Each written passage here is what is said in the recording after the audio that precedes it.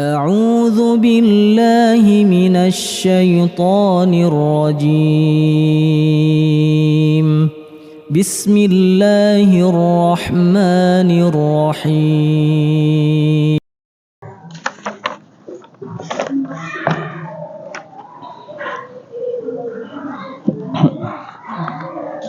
Bismillah. Assalamualaikum warahmatullahi wabarakatuh. Innal hamdalillah nahmaduhu wa nasta'inuhu wa nastaghfiruh wa na'udzu billahi min shururi anfusina wa min sayyiati a'malina. Man yahdihillahu fala mudhillalah wa man yudlil fala hadiyalah. Asyhadu an la ilaha illallah wa asyhadu anna Muhammadan abduhu wa rasuluh. Qala Allah Ta'ala fil Qur'anil Karim, ya ayyuhalladzina amanu taqullaha haqqa tuqatih wa la tamutunna illa wa antum muslimun.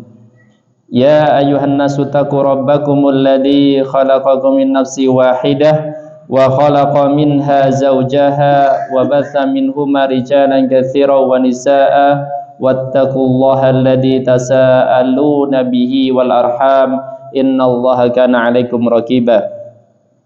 Ya ayyuhalladzina amanu taqullaha wa qulu qawlan sadida yuslih lakum a'malakum wa yaghfir lakum dhunubakum wa may yuti'illaha wa rasulahu faqad faza fawzan 'azima. Amma ba'd, fa inna khairal hadithi kitabullah wa khairal huda Muhammadin sallallahu alaihi wasallam wa syarrul umuri muhdatsatuha fa inna kulla muhdatsatin bid'ah wa kulla bid'atin dhalalah wa kulla dhalalatin finnar. Bapak dan Ibu sekalian, semoga Allah Subhanahu wa taala senantiasa memberikan kita kenikmatan iman Islam, dan semoga pada malam hari ini kita diberi taufik oleh Allah Subhanahu wa taala dengan keikhlasan di dalam belajar bersama pada malam hari ini berkaitan dengan hadis Arba'in An-Nawawi, dan insyaallah pada malam hari ini kita menginjak belajar hadis nomor pinten? Hadis nomor 3 doso. Pada pertemuan sebelumnya kita sudah belajar hadis yang ke-29, yaitu berkaitan dengan jalan-jalan menuju surga dan pintu-pintu kebaikan. Ini berarti sudah banyak sekali Rasulullah SAW mengabarkan kepada kita bagaimana kita untuk mendapatkan surga dan menggapai jalan-jalan kebaikan di dunia ini untuk mendapatkan pahala nanti di akhirat. Dan sudah kita bahas panjang lebar sampai beberapa episode berkaitan dengan hadis yang ke-29 ini. Dan yang terakhir kemarin kita membahas tentang apa? Berkaitan dengan sholat.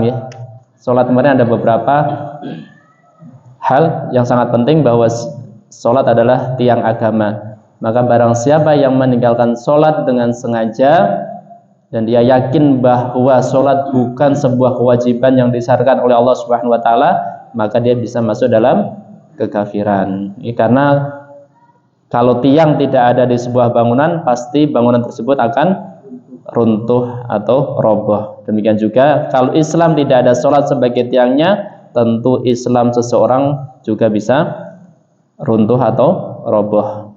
Kemudian kita kemarin juga membahas tentang jihad, bahwa jihad adalah puncak agama Islam ini.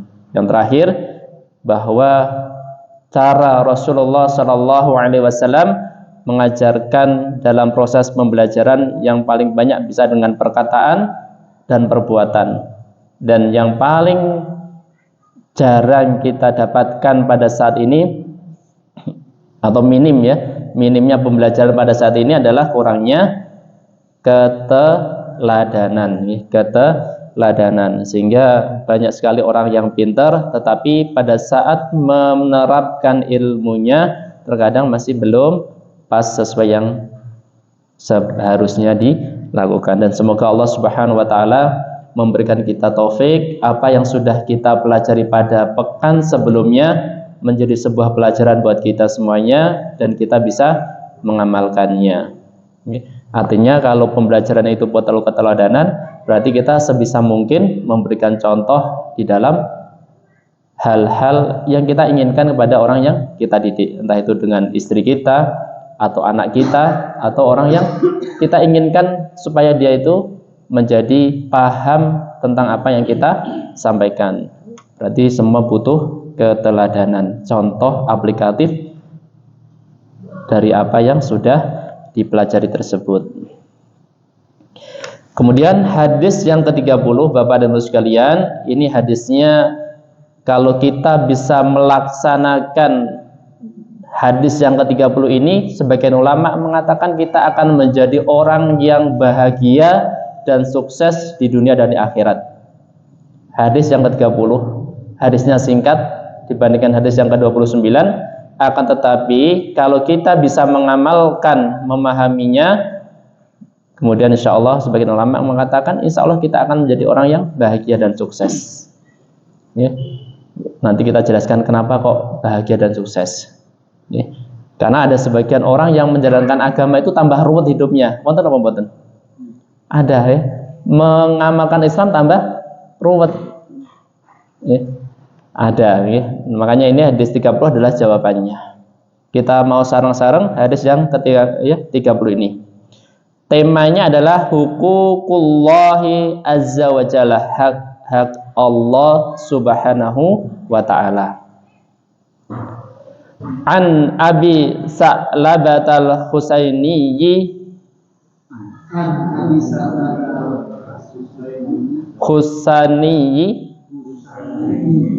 Jursum ibn Nashirin radhiyallahu anhu an Rasulillah sallallahu alaihi wasallam qala inna Allah ta'ala farada faraida fala tudayyi'uha wa hadda hududan fala ta'taduha wa harrama asya'a fala tantahikuha wa sakata an asya'a rahmatan lakum ghayra nisyanin fala tabhasu anha. Hadisun hasan. Ya. Ya rawahu at-Tirmidzi wa ghairuhu. Bapak dan Ibu sekalian, kita coba terjemahkan dulu dari sahabat ya Abi Sa'labah Husainiyyi ini nama lakabnya ya. Abi Sa'labata Husainiyyi, namanya adalah Jursum ibn Nasir. Nama aslinya adalah Jursum ibn Nasir radhiyallahu anhu. Yang pertama tadi adalah gelarnya ya, atau nama panggilannya. Nama aslinya adalah Jursum ibn Nasir radhiyallahu anhu. Dari Rasulullah sallallahu alaihi wasallam, Rasulullah bersabda, Innallaha ta'ala, sesungguhnya Allah subhanahu wa ta'ala faraidha, telah mewajibkan kewajiban-kewajiban. Farada itu mewajibkan ya. Faridah jamaknya faraid, kewajiban-kewajiban. Fala tudayyi'uha, maka yang sudah menjadi kewajiban itu jangan kita sepelekan, jangan kita abaikan. Maka janganlah engkau menyepelekannya, janganlah engkau mengabaikannya. Wahadda hududan, dan telah memberikan batasan-batasan. Ya. Fala ta'taduha, maka janganlah engkau melanggarnya. Batasan-batasan yang sudah Allah buat, maka jangan kita langgar. Wa harrama asya'a, dan telah mengharamkan berbagai macam hal. Fala tantahikuha, maka janganlah engkau jatuh di dalam hal yang haram tadi. Wasakata an asya'a, dan Allah itu terkadang mendiamkan terhadap sesuatu hal. Rahmatan lakum, sebagai rahmat, kasih sayang bagi kalian. Ghaira nisyanin, bukan karena Allah itu lupa terhadap sesuatu itu, bukan karena kelupaan dari Allah, tapi karena rahmatnya Allah Subhanahu wa ta'ala. Fala tabhasu anha, maka sesuatu yang sudah didiamkan Allah itu jangan engkau menggali-galinya, jangan engkau membahasnya, jangan engkau mencari-cari yang engkau menyusahkan buat kita sendiri. Fala tabhasu anha, maka jangan engkau mencarinya, ya, apa yang sudah didiamkan Allah tersebut. Ini adalah kunci kebahagiaan buat kita semuanya. Gambil nggih. Berarti poinnya nomor wonten sekawan, apa yang sudah Allah wajibkan jangan disia-siakan. Ya, artinya sebaliknya harus kita laksanakan semaksimal mungkin.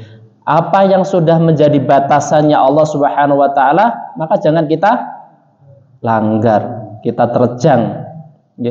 Kemudian apa yang sudah Allah haramkan, maka jangan kita jatuh di dalamnya. Dan apa yang sudah Allah diamkan, apa sesuatu yang sudah Allah diamkan, jangan kita mencari-carinya, maka kita akan kesusahan sendiri.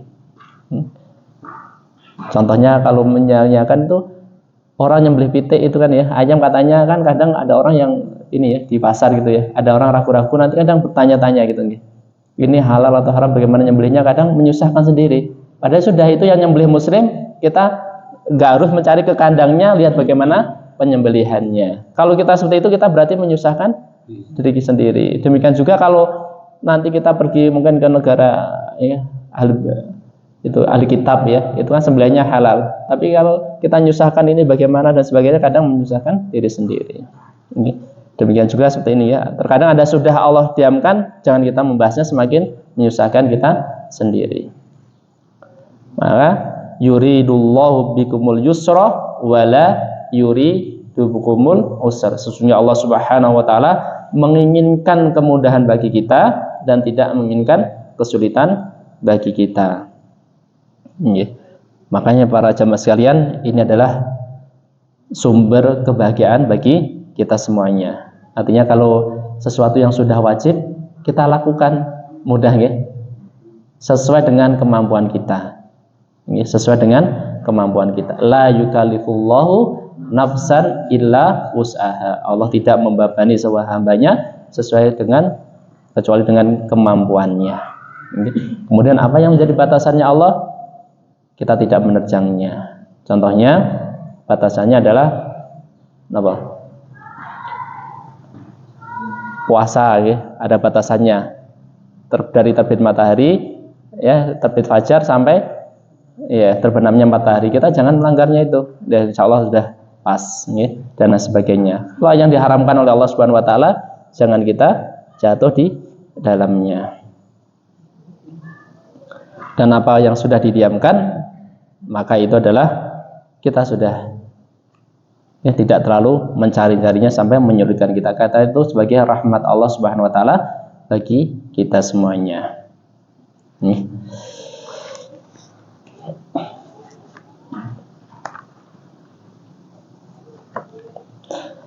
Lanjut ke faedah hadis yang bisa kita pelajari dari hadis yang ke-30 ini. Al-hadisu salasun, hadis yang ke-30, huququllah, hak-hak Allah Subhanahu wa taala.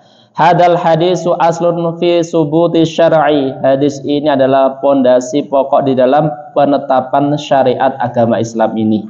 Wa jami'u nususil amri wan nawahi tafsilun lahu, dan ini mencakup semua nas-nas yang berkaitan dengan perintah dan larangan secara terperinci di dalamnya. Ya, nas-nas yang berkaitan dengan bagaimana perintah Allah Subhanahu wa taala, larangannya semua terperinci di dalam hadis yang ke-30 ini. Wa fihi minal fawaidi, dan ini kita bisa mengambil faedah-faedahnya. Wa fihi minal fawaidi. Ya.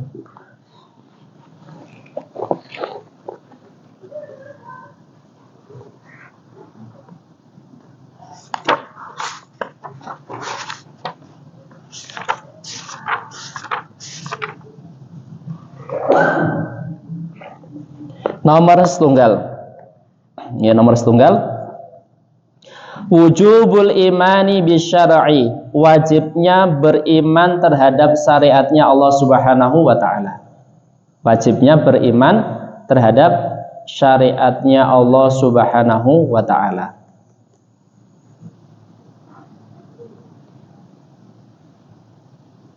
Ini wajib.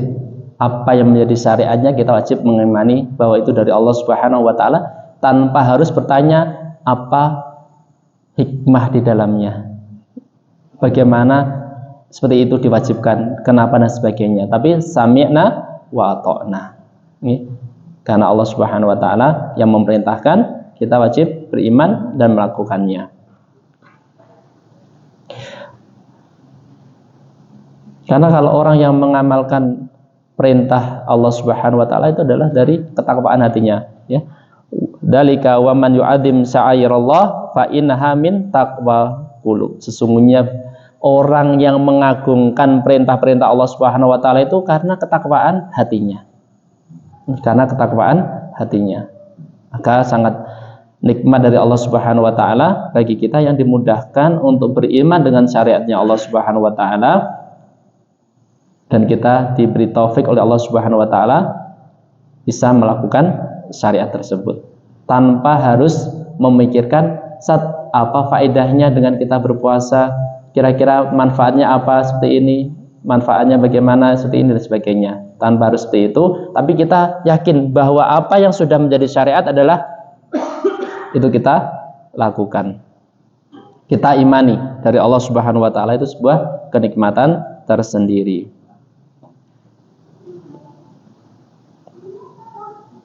Nomor kalih, anna syar'a, sesungguhnya syariat itu mencakup beberapa hal.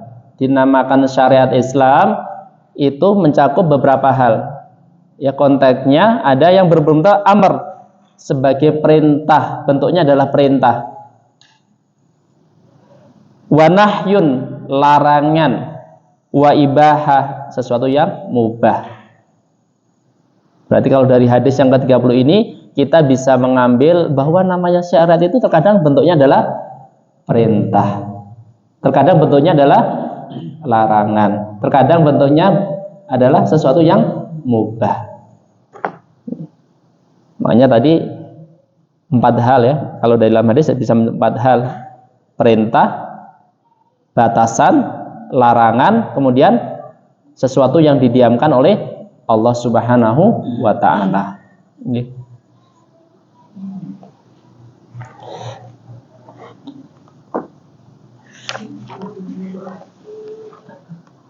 Kita belajar bagaimana kita mengenali perintahnya Allah Subhanahu wa taala. Kira-kira kalau kita membaca Al-Qur'an, kita bisa, oh ini ternyata perintahnya Allah Subhanahu wa taala. Yang pertama, ya. Perintah itu adalah 2, fardu ain dan fardu kifayah. Itu sudah dipahami ya. Bagaimana bentuk perintahnya? Biasanya namanya perintah itu adalah fi'il amr, kata kerja, kata perintah ya, kata perintah. Sebagaimana contohnya wa aqimus shalah wa atuz zakah. Tegakkanlah salat dan tunaikanlah zakat. Berarti kalau jenengan maos Al-Qur'an kok wonten fi'il amr wa aqimus shalah wa atuz zakah, berarti niku termasuk perintah nggih. Fardhu ain. Pertama niku. Nomor kalih yang bisa kita nanti membaca Al-Qur'an kok termasuk perintah adalah fi'il mudhari yang ada sukunnya. Ya, fi'il mudhari yang ada sukunnya. Contohnya, summa layaqdu tafasahum wal yufu nudurahum wal yatawaffu bil baitil atiq. Liyaqdu ini dijazmkan karena ada perintah tadi, menunjukkan perintah. Liyaqdu. Ya, liyaqdu summa liyaqdu tawasahum wal yufu nudurahum, dan hendaklah mereka melakukan tawaf sekeliling rumah yang tua itu, yaitu Baitullah. Berarti fi'il mudhari kok ada ya, liyak supaya mereka itu ya, ada liyak tuh supaya mereka itu mengagungkan atau ya ada sukunnya. Berarti salah satu ciri itu adalah perintah, kalimat perintah di dalam agama ini. Berarti wonten kalih ya. Nomor 3 adalah yang nyata-nyata ada perintahnya. Innallaha ya'murukum an tu'addul amanah ila ahliha. Nyata-nyata ada perintah, sesungguhnya Allah menyuruh kamu menyampaikan amanat. Berarti menyuruh itu sudah jelas ya, ada amara ya'muru, itu adalah kalimat perintah ya.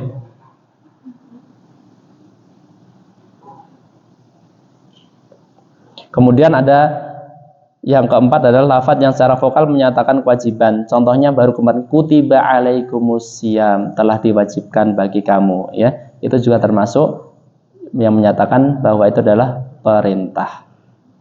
Bisa dipahami ya. Berarti ciri-cirinya kalau di dalam Al-Qur'an kok ada fi'il amr, kemudian ada fi'il mudhari yang disukun, kemudian adalah kata perintah amara ya'muru, kemudian ada kutiba dan sebagainya, itu menunjukkan perintah atau kewajiban dari Allah Subhanahu wa ta'ala.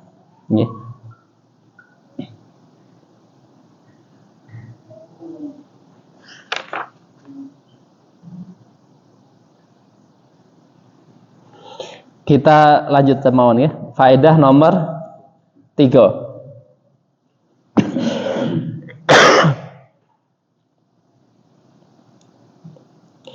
Anna haqqa tasri'i lillahi wahdahu, sesungguhnya hak membuat syariat itu khusus bagi Allah saja ya.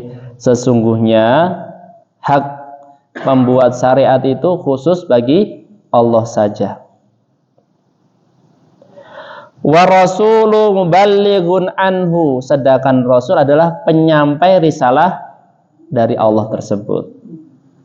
Yang membuat perintah aturan itu adalah Allah, Rasul yang menyampaikan kepada umatnya. Dalilin apa? Dalilin wonten surat Yusuf ayat sekawan doso.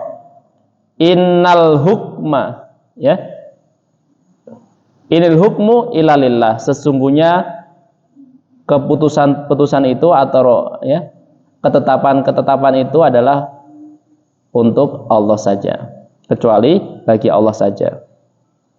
Innal hukmu illa lillah. Dalilnya adalah surat Yusuf ayat yang ke-40. Sesungguhnya yang membuat syariat itu hanya Allah saja. Tidak boleh orang membuat syariat. Rasul saja tidak boleh membuat syariat, apalagi orang biasa.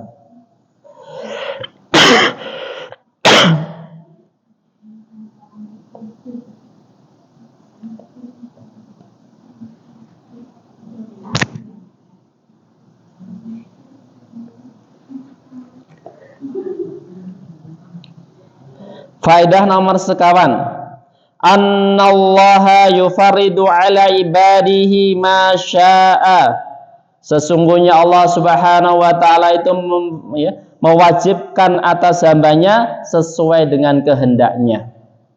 Sesuai dengan kehendaknya.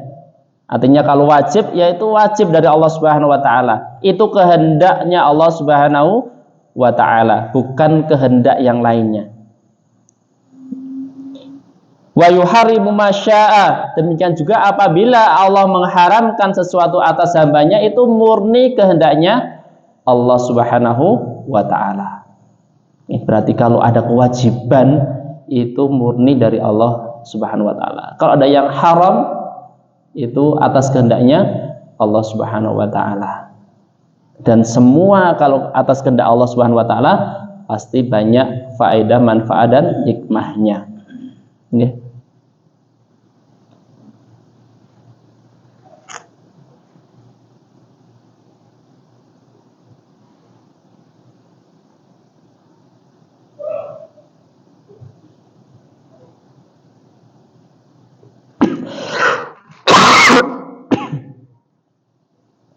Sangat dipahami ya.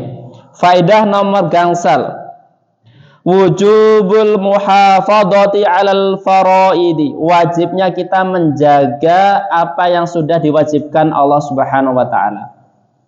Wajib kita menjaganya Bapak Ibu sekalian. Salat kita wajib menjaganya. Ya, puasa, tauhid, syahadat, keimanan, ya, haji dan sebagainya yang sudah diwajibkan oleh Allah Subhanahu wa taala, kita wajib menjaganya. Ya. Makanya dalam salah satu faktor istiqomah itu adalah lebih baik sedikit tapi lazim ajak, ya. Itu supaya apa? Kita mudah menjaga amal-amalan kita. Menjaga amalan kita. Kalau orang sudah terbiasa amalan besar, kemudian hari ini saja, tapi besoknya mungkin tidak mampu mengamalkannya, itu tidak terlalu dicintai oleh Allah Subhanahu wa taala. Allah lebih mencintai amalan yang kecil tapi dikerjakan secara kontinu, ya. Kontinu menawi, ya. Kita infak 1.000 tapi rutin setiap hari, itu insya Allah lebih dicintai oleh Allah Subhanahu wa taala, ya. Mungkin kita menyayangi, ya, saudara kita, memberikan salam, memberikan, ya, senyum dan sebagainya, tapi rutin ketemu orang salam senyum, ya, itu insya Allah lebih Allah cintai ketimbang nanti kita baik minta ampun pada hari itu tapi pas ada masalah kita jauhnya juga Masya Allah, ya.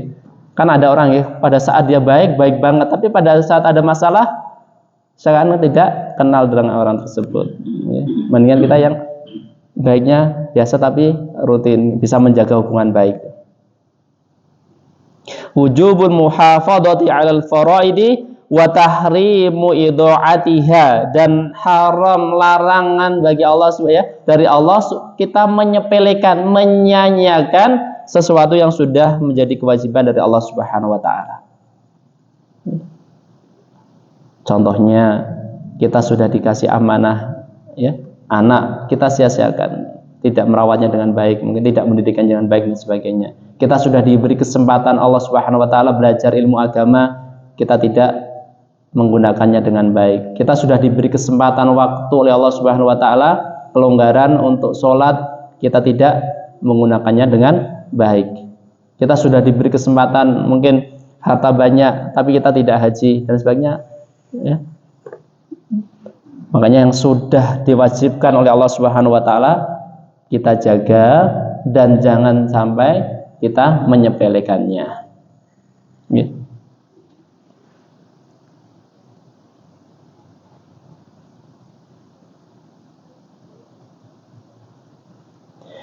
Sakit dipahami, ya. Wujubul muhafadhati 'alal faraidi wa tahrimu idha'atiha. Wujubul muhafadhati 'alal faraid, wajibnya kita menjaga atas hal-hal yang sudah menjadi kewajiban kita, kemudian larangan untuk menyepelekannya.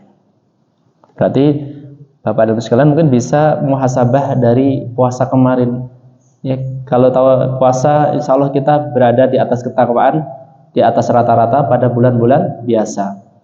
Itu kita insya Allah menjaga semua apa yang diperintah atau kewajiban bagi kita dari Allah Subhanahu wa taala. Salat maksimal kita berusaha di masjid, gitu. Sebisa mungkin kemarin waktu puasa di masjid. Kalau bisa tidak telat. Puasa juga kita kerjakan dengan baik. Ucapan pun demikian, kita jaga sedemikian rupa supaya tidak keluar hal-hal yang tidak diridhoi oleh Allah Subhanahu wa taala. Pandangan demikian, batin kita juga demikian, artinya amalan hati kita juga kita jaga supaya semua dijaga di atas jalan kebaikan. Maka kalau itu sudah kita kerjakan di bulan Ramadan, kita pada saat ini minta pada Allah Subhanahu wa taala untuk bisa mengamalkannya di bulan selain bulan Ramadan ini, ya. Supaya yang wajib-wajib diperintah tadi kita jaga benar-benar, supaya kita menunjukkan rasa syukur kita pada Allah Subhanahu wa taala.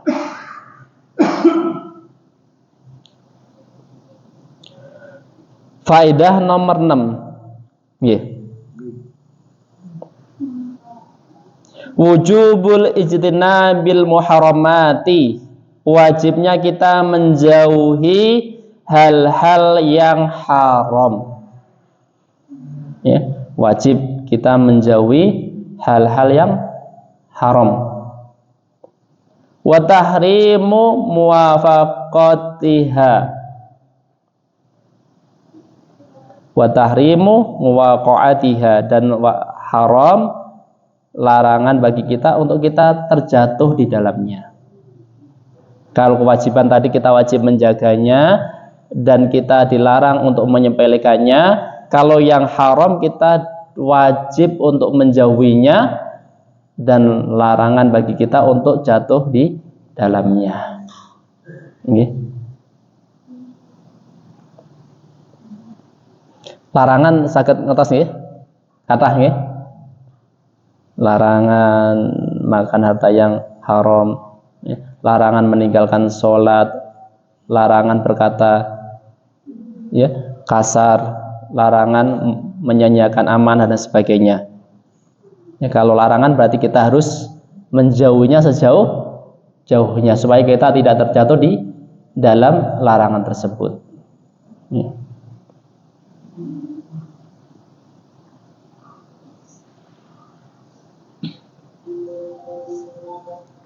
Makanya Rasulullah SAW bersabda ini ya, tentang perintahnya untuk melaksanakan perintah dan meninggalkan larangan. An Abi Hurairah radhiyallahu anhu qala, dari Abu Hurairah radhiyallahu anhu beliau bersabda, ya beliau berkata, sami'tu Rasulullah sallallahu alaihi wasallam yaqul, beliau mendengar bahwa Rasulullah sallallahu alaihi wasallam bersabda, ma nahaitukum anhu fajtanibuhu, ma nahaitukum anhu fajtanibuhu, apa-apa yang telah dilarang bagi kalian maka jauhilah. Wa ma amartukum bihi fa'tu minhu mastata'tum, dan apa-apa yang sudah diperintahkan bagi kalian fa'tu biha, maka kerjakanlah, mastata'tum, sesuai dengan kemampuan. Ya. Fa inna ma ahlakal ladina min qablikum, sesungguhnya hal-hal yang yang menghancurkan orang-orang sebelum kalian, kasratu masailihim wa ikhtilafuhum ala anbiyaihim, sesungguhnya yang menghancurkan kaum-kaum sebelumnya adalah banyak pertanyaan dan perbedaan atau menyelisihi nabi-nabi mereka. Ya. Berarti kalau semakin banyak pertanyaan itu kadang menyusahkan diri sendiri ya, apalagi berkaitan dengan syariat, akhirnya tidak mau melakukannya. Ada saja wonten alasanipun ya. Ini kaya apa, ini abot ini dan sebagainya, akhirnya tidak melakukannya. Makanya kalau sudah ada perintah, kalau kita belum bisa melakukannya, kita minta taufik dari Allah Subhanahu wa taala ya, sesuai dengan kemampuan kita. Supaya apa? Supaya kita bisa istiqomah. Kalau orang terlalu memberatkan dirinya, terkadang tidak bisa istiqomah. Tapi kalau sesuai dengan kemampuan, insya Allah lebih mudah untuk istiqomah.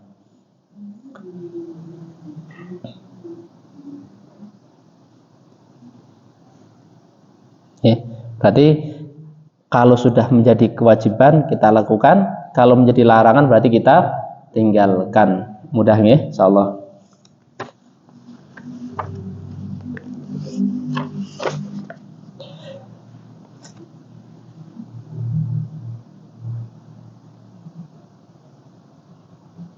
Faedah nomor pinten? Nomor 7 ya. Wujubul wuqufi 'inda hududillahi fima farada aw harama aw abaha. Wajibnya kita berhenti pada batasan-batasannya Allah Subhanahu wa taala. Ya. Kita wajib sudah kalau ada batasan sudah berhenti saja, jangan melanggarnya, jangan melampauinya. Wujubul wuqufi 'inda hududillahi fima farada, baik itu batasan yang menjadi kewajiban, yang diwajibkan, au harama, atau yang diharamkan, au abaha, atau yang menjadi mubah, yang dibolehkan. Bi adami ziyadati ala ma aujaba au harama, dengan meninggalkan tambahan apa-apa yang menjadi kewajiban atau yang menjadi keharaman. Ya. kewajiban sholat 2 rakaat sholat subuh kita ini nggak pas, sih kurang ditambahi mboten angsal ya. Puasa 30 hari Ramadan 1 bulan penuh masih kurang ditambahi dengan merasa kewajiban lagi juga tidak boleh ya. Kalau sudah batasannya itu berarti kita sudah berhenti ya, baik itu yang wajib, yang haram maupun yang mubah. Wujubul wuqufi 'inda hududillah fi ma farada aw harama aw abaha bi 'adami ziyadati 'ala ma aujaba aw harama wa 'adami mujawazati ma abaha ila ma harama. Dan kita meninggalkan sesuatu yang melampaui batas dalam hal-hal yang mubah yang itu bisa mengantarkan kita kepada keharaman. Contohnya makan itu kalau 1 piring sudah cukup nggih. Mubah, makan mubah nggih. Tapi kalau 3 piring akhirnya sudu'an. Sudu'an kata enggak? Ya, kemelekaran, akhirnya sholatnya ditinggalkan. Itu bisa menjadi sesuatu yang haram. Nggih. Belanja baju 1 mungkin sudah cukup. Tapi saking banyaknya ya, 3, 4, 5 akhirnya kewajiban yang lainnya terbengkalai. Itu berarti yang mubah tadi karena melampaui batas bisa menjadi ke arah yang haram ya, menjadi yang haram ya. Hati-hati ya. Berarti kalau yang mubah sudah sesuai dengan kebutuhan saja ya. Terkadang nafsu tidak seperti itu kan ya. Ini bagus ini ya. Dia awalnya sudah cukup 1 tapi melihat lagi ya, setan sudah mulai masuk, akhirnya masuk lagi, beli lagi, lihat lagi, bagus lagi ya, beli lagi. Demikian juga orang makan biasanya saking nikmatnya mungkin pulang kampung ya, 5 tahun 10 tahun tidak pulang kampung ya, akhirnya pulang kampung dapat makanan yang dari kecil paling disukai ya. Makan 1 piring kelihatannya enak, masih kurang perutnya ya, masa-masa kecilnya teringat-ingat terus, tambah lagi 2 piring 3 piring akhirnya ya sakit perut ya, lama di kamar mandi tidak sholat wajib di masjid ya, itu bisa mengarahkan pada hal yang haram. Maka harus hati-hati ya. Pak Didi wonten ada lian wujubul wuqufi 'inda. Kita lanjutkan lagi Bapak dan sekalian. Tinggal insyaallah sampai faedah nomor 9. Wujubul wuqufi 'inda hududillah fima farada aw harama aw abaha. Wajibnya kita berhenti pada batasan Allah, baik itu yang berupa kewajiban, satu yang haram maupun yang mubah, bi adami ziyadah, dan meninggalkan tambahan atas apa-apa yang sudah diwajibkan atau yang diharamkan. Wa adami mujawazati ma'abaha ila maharama, dan kita meninggalkan melampaui batas atas hal-hal yang mubah yang bisa menyebabkan kita jatuh di dalam keharaman. Jatuh di dalam keharaman. Makanya setan sangat pintar ya. Setan sangat pintar, tahu titik kelemahan lawannya, yaitu sinten lawannya setan? Lawannya setan sinten? Jin apa iblis? Iblis nggih. Lawannya setan sinten? Manusia nggih. Lawannya setan manusia. Tahu titik kelemahannya nggih. Berarti bisa terkadang yang tidak bisa dari yang wajib, dari yang sunnah. Tidak ada yang sunnah dari yang mubah. Kemudian dari yang haram dan sebagainya. Maka demikian juga yang mubah tadi bisa setan menggelincirkan manusia, yang mubah tadi bisa menjadi jalan kita dari setan untuk kita jatuh di dalam keharaman.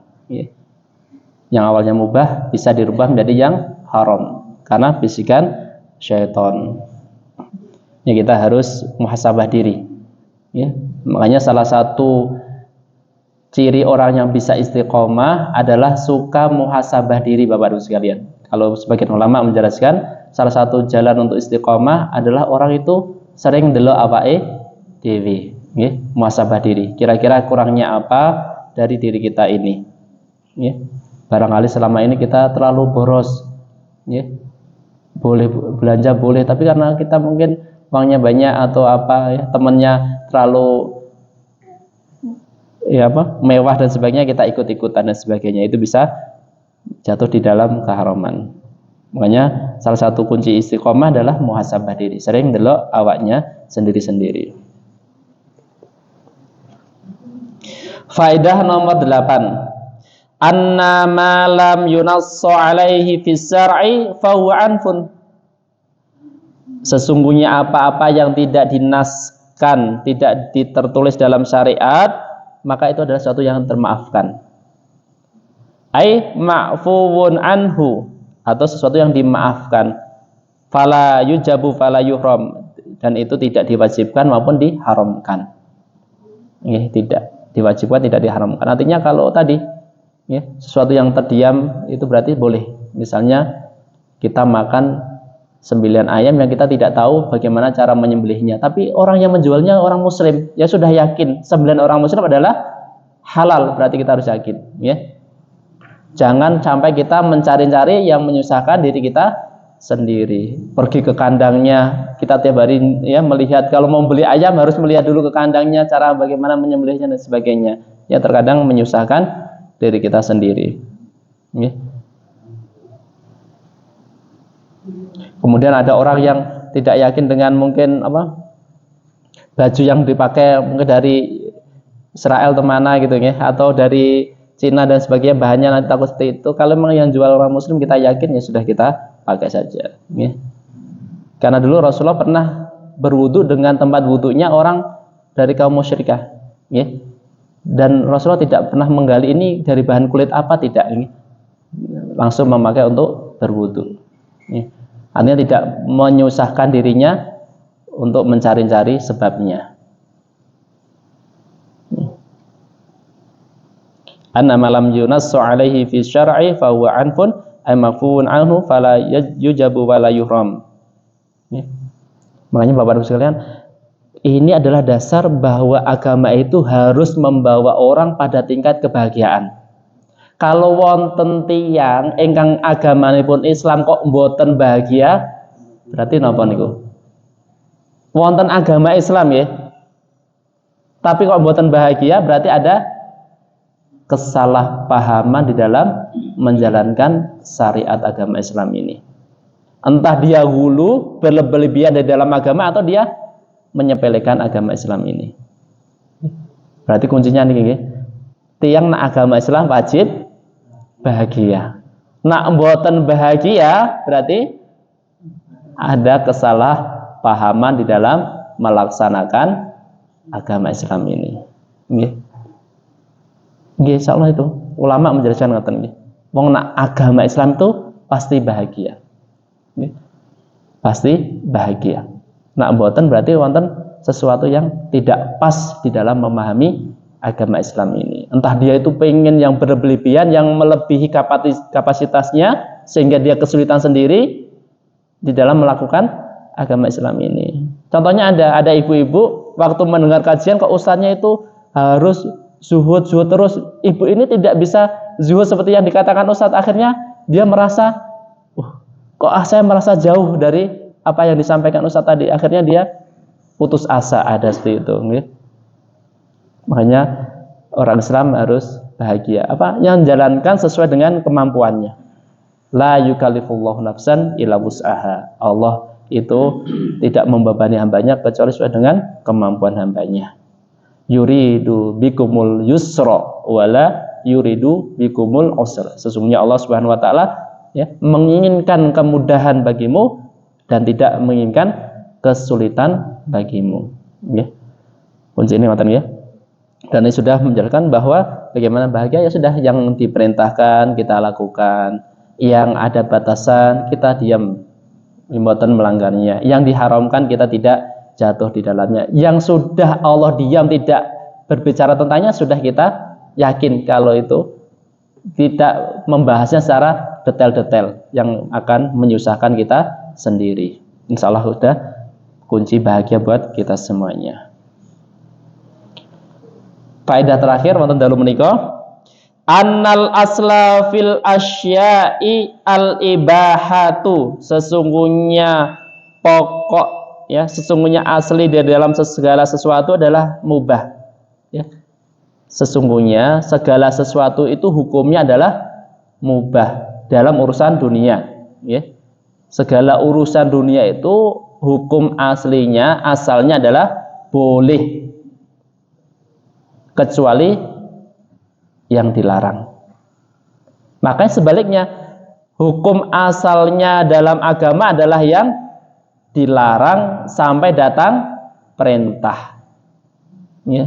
Sebaliknya, ya. Kalau hukum urusan dunia, hukum aslinya asalnya adalah boleh sampai datang larangan. Kalau di dalam agama, hukum asalnya adalah dilarang sampai datang perintah. Ya. Makanya kok ada orang, mana larangannya di dalam agama saya melakukan ibadah ini, mana larangannya, itu nggak pas, nggih. Mana perintahnya, nggih. Bisa dipahami, ya. Saya melakukan ini kenapa kok dilarang? Ya karena nggak ada perintahnya. Karena hukum asal di dalam agama adalah dilarang kecuali ada perintahnya. Ya.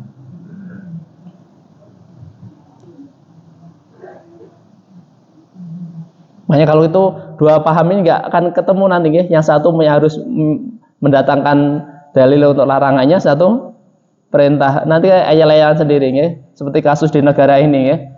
Makanya kita harus meyakini bahwa hukum segala sesuatu yang berkaitan dunia adalah boleh kecuali sampai datang larangan.